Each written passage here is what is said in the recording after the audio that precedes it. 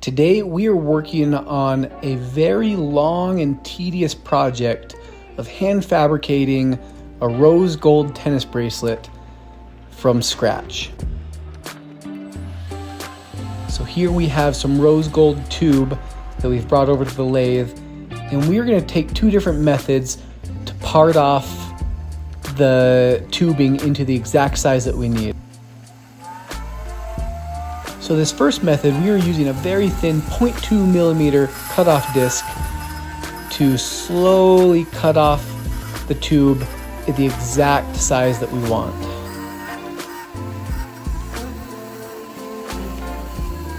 By combining the cutoff wheel and the lathe, we can get consistent cuts every single time so that our end product will be very fine and precise and symmetrical.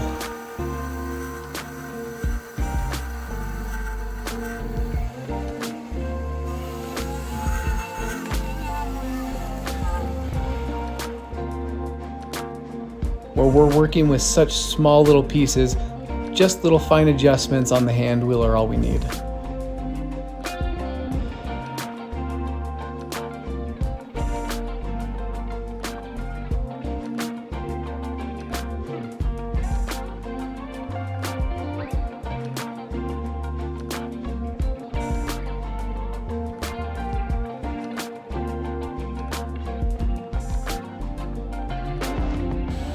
The second method that we are using to cut off this tubing is we've ground a very, very thin carbide cutoff tool that we loaded into our tool post, and we're going to use that to slowly cut off these pieces to the exact width that we want.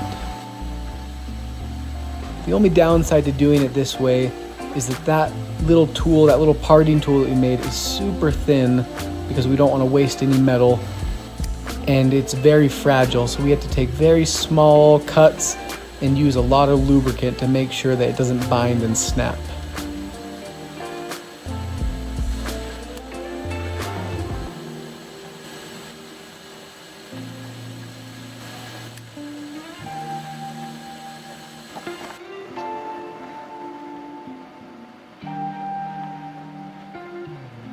And there below in our collection tray, you see all the pieces that we have cut off and getting ready for the next process. So before we go over to the bench and start grinding into these little tubes, we're actually going to use our laser engraver to mark off the exact lines where we're going to use our tools at our bench to cut into. These are just basic layout lines, but they're going to help us to make sure that every single piece is uniform and exact.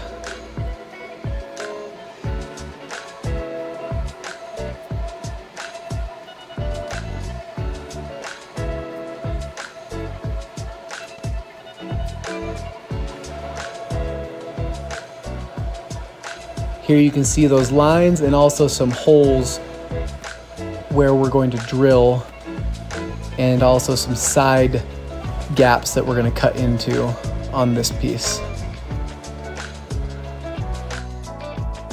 Okay, so now that we're back at the bench, the rest of this is we're going to do by hand. So here you see we're holding each individual piece by hand, and we're going to drill those holes and get them exactly where we had marked out using the laser.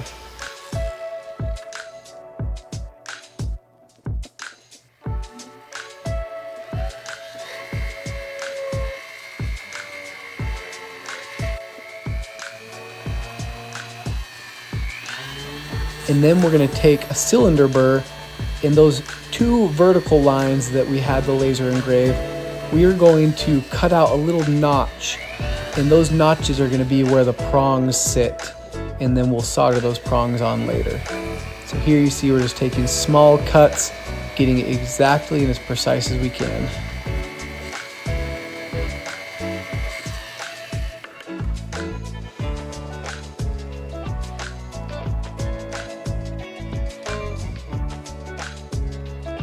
Here's another view underneath the microscope. You can see we're going to start drilling some more of those holes that we talked about earlier.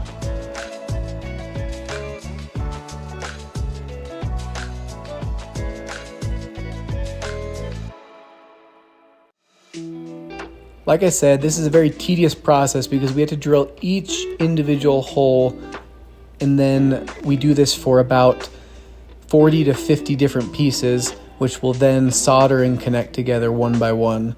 It's going to take its time, but once we are done, the piece is going to look phenomenal. And then here we're going to take another cylinder burr, and we're actually going to cut down what's going to be the window between the two top and bottom half of this setting. This is going to allow light to shine through and also allow the tennis bracelet to be cleaned in the future.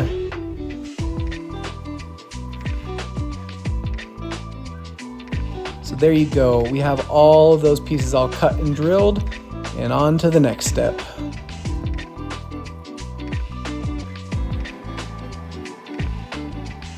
So this first wire that we're going to solder on is going to be the connector piece from each link to each link. So first we're going to laser tack it in place so that when we go to solder, nothing moves. This is just to keep things from moving. It's not a final weld.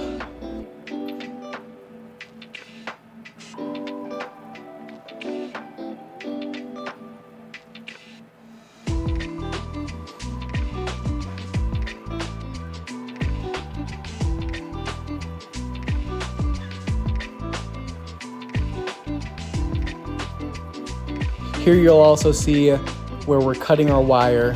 So we are using a ruler and we're getting the same exact measurement every time, and we're clipping off the wire to the length that we need. So we have to do this for each individual piece. So all the connector wires and all the prong wires. When it comes to jewelry, you can make a piece using typically two different ways. So the first is hand fabrication, which we're doing here, where we're taking our flat stock, our tubing, and our wires, and we're cutting them down and soldering them together. Or you can cast the piece all in one go, which can result in a lower quality piece, but it obviously is a lot quicker. For this piece, we want to be as high quality as possible, so we opted for the hand fabrication side of jewelry making.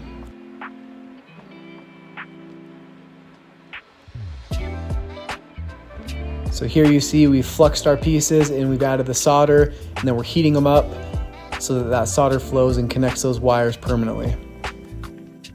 And then after a quick tumble in the pin polisher, you can see our pieces are ready to be connected and then set.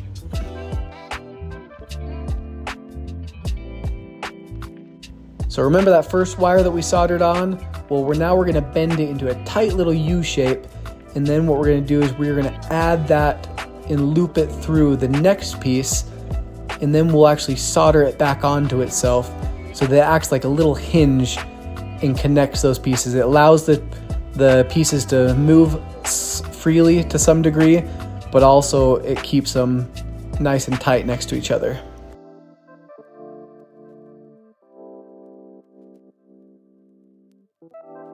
So here with some pliers, we are just making some more minor adjustments to make sure that those wires are nice and tight, and then we're going to hammer them into a little groove on that bottom side, and then we'll come back and we'll solder all those individual pieces together so there's still free movement, but then they won't fall apart.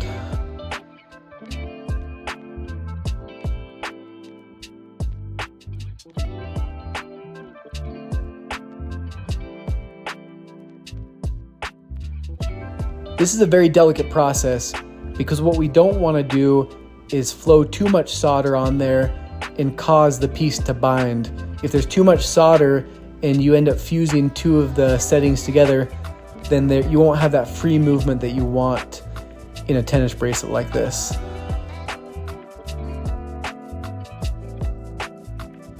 So there you can see we've soldered all those links together, and then it's time to come back and to drill out all the extra material and clean it up and polish it.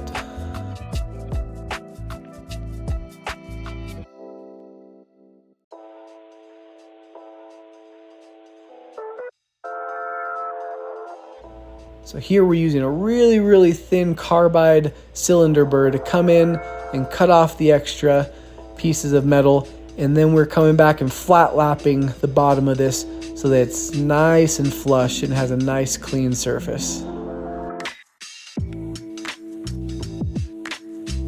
And then after hand fabricating a clasp, we've soldered that on, checking the fit to make sure that it clicks in place.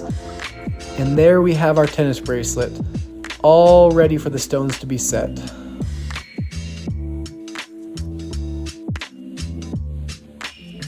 But before we set the stones, we want to make sure and polish into some of those tight spots that maybe the stones will cover, and that after setting the stones might be more difficult to polish.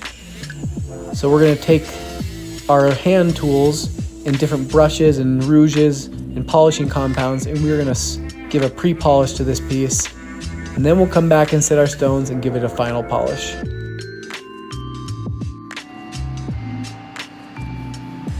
Here we're heating up a special type of setter's wax that after it cools down it becomes super hard, but while it's soft we'll be able to set the bracelet into, and it'll secure it in place so that when we go to set the stones we have a nice solid surface to work with. So here you see it's pretty pliable, it's almost like putty, but then once it cools down it's going to be rock hard, and it'll give us a good surface to work with so that when we bend those prongs over, nothing's going to move or break.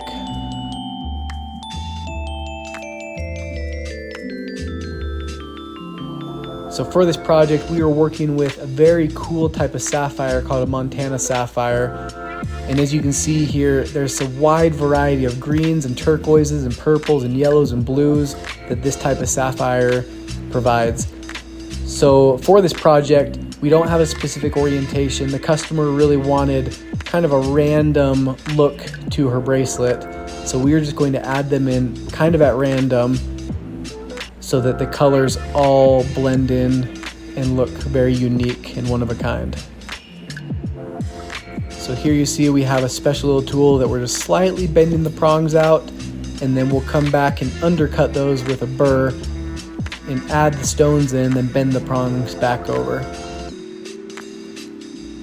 So here's that burr. We're notching out just slightly, making sure that everything is nice and level so that when the stone sits, it has a nice surface to sit into and that it won't move around after we've pushed the prongs over.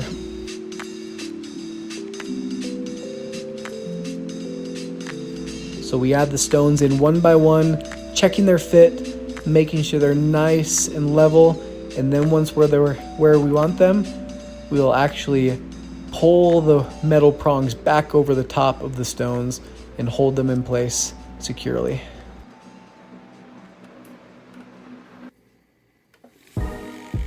But you'll notice we're also left with quite a bit of metal from those wires sticking up over the top. So we clip them down to as far as we can, and then we use this round cut burr to come back in and actually shave down the rest of the material so that the prongs sit nice and flush with the top of the stone and don't catch on anything.